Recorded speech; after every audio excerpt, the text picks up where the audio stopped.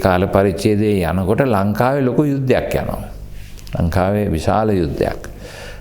විශේෂයෙන්ම 2001න් පස්සේ.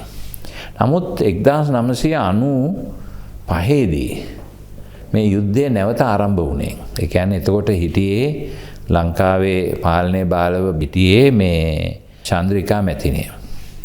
එතකොට මේ කාලෙදී ටික කාලයක් සාකච්ඡා වාර තිබ්බා, උත්සාහයක් දැරුවා මේ LTT සංවිධානයත් එක්ක මේක විසඳා ගන්න මැතිණිය. නමුත් ඒක හරි ගියේ නෑ. ඒ අනුව ඒගොල්ලෝ පහර දුන්නා. පහර දීම තුල යුද්ධය ආයෙ ආරම්භ වුණා. ආරම්භ වුණේ අප්‍රේල් මාසේ 1995. 1995 අප්‍රේල් මාසේ අපේ BMICH එකේ කියන්නේ බණ්ඩාරනායක අනුස්මරණ සම්මන්ත්‍රණ ශාලාවේදී මුළු ලංකාවේම කතෝලික සභාව එකහුව වෙලා ආරම්භ කරපු ජාතික සම්මේලනයක් පැවැත්වුණා. ඒ ජාතික සම්මේලනයේදී සාමය පිළිබඳ සබ්ජෙක්ට් එක හැන්ඩල් කරේ මමයි. නමුත් මේ යුද්ධය ගියා දිගටම ඇවිලිලා ගියා. ඒ අනුව නිතරම මම චන්ද්‍රිකා මැතිණිය හමුුණ හැම අවස්ථාවකදීම එතුමියට මතක් කරලා කිව්වා පුළුවන් නම් සාකච්ඡාවට යන්න සාමය මේ යුද්ධය නතර කරගන්න කියලා. මොකද ඉතාමත්ම දරුණු විදියට මිනිමැරීම් සිද්ධ වුණා. බෝම්බ ගැසීම් අරම කොළඹ පැත්තේ අරේ මේ විශාල විනාශයක් සිද්ධ වුණා. ඒක නතර කළ යුතුයි කියන අදහස් තමයි අපි තුල තිබුණේ. ඒ නිසා මම මැතිණිය හම්බ වෙන්න ගියේ හැම අවස්ථාවෙම මේක මතක් කරුවා මැතිණියට. ඊට පස්සේ මේකට මුකුත් ප්‍රතිඵලයක් ලැබුණේ නැහැ. 1998 දී ඒ වෙනකොට මේ මැතිණියගේ උත්සාහය තිබුණේ ඒ 9 මාර්ගය අල්ලගන්න. එතකොට මේගොල්ලන් දෙකට බෙදන්න පුළුවන් කියලා හිතාලා දෙපැත්තට ඒ 9 මාර්ගයේ ඉස්සෙල්ලා අල්ලගන්න ඕනේ කියන අදහසෙන් තමයි ඒගොල්ලෝ ඒ යුද්ධය කළේ. නමුත් ඒක කරන්න බැරි වුණා. ඕමන්තේ කියන තැනදී ඒගොල්ලෝ හිර වුණා. ඒගොල්ලන්ට ඉතින් එහාට යන්න පුළුවන් කමක් ලැබුණේ නැහැ. ඒ නිසා අපි දැනගත්තා මේක දෙපැත්තටම මේක විනාශයක් තමයි ගෙන දෙන්නේ.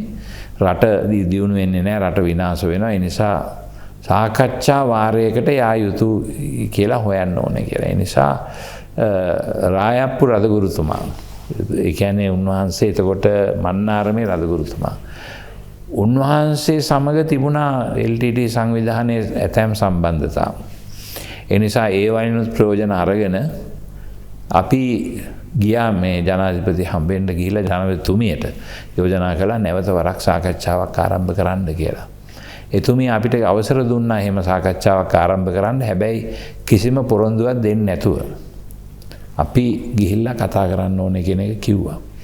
ඒ අනුව අපිට මේ ගමන් බිමන් යන්න එතුමිය හදලා දුන්නා. ඒ කියන්නේ යුද්ධ හමුදාවේ නායකයන් එක කතා කරලා අපිට පාර හදලා දුන්නා. ඒ ගමන් බිමන් ගිහිල්ලා ඒ ඈත් එක්ක සාකච්ඡා කරන්න.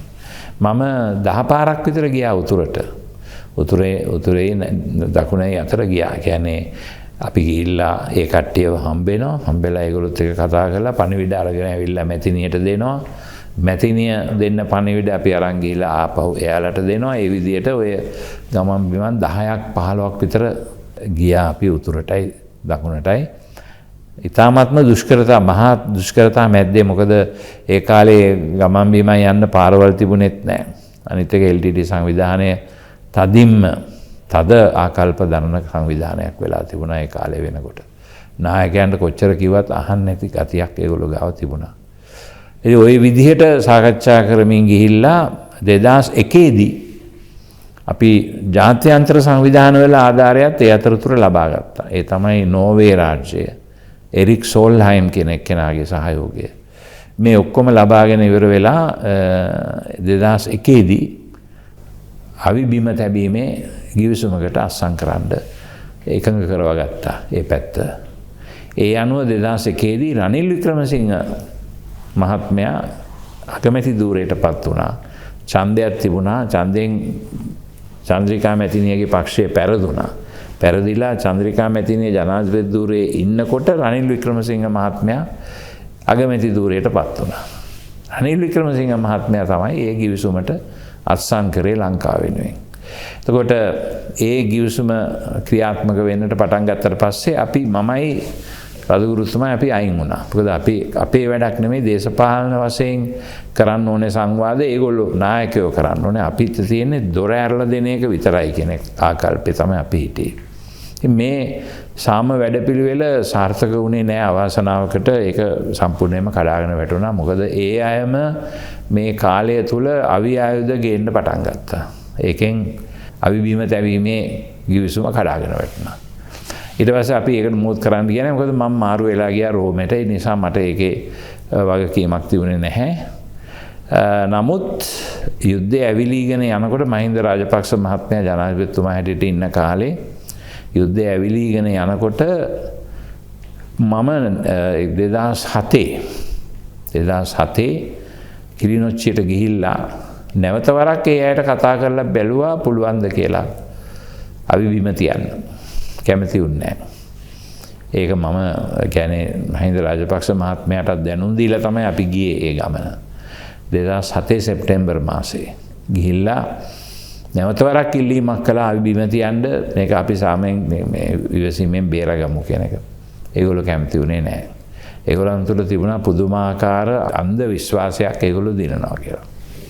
අපිට මුහුත් කරන්න දෙයක් තිබුණේ නැහැ. මම රෝමේ ඉන්නකොටයි ඒක සිද්ධ වුණේ. මම රෝමේ ඉඳලා ඇවිල්ලා රායපුර අධිකෘතුමාත් කැමති කරවාගෙන තමයි ගියේ 2007 ඒ සාකච්ඡාවට කිලිනොච්චියේ තිබුණේ.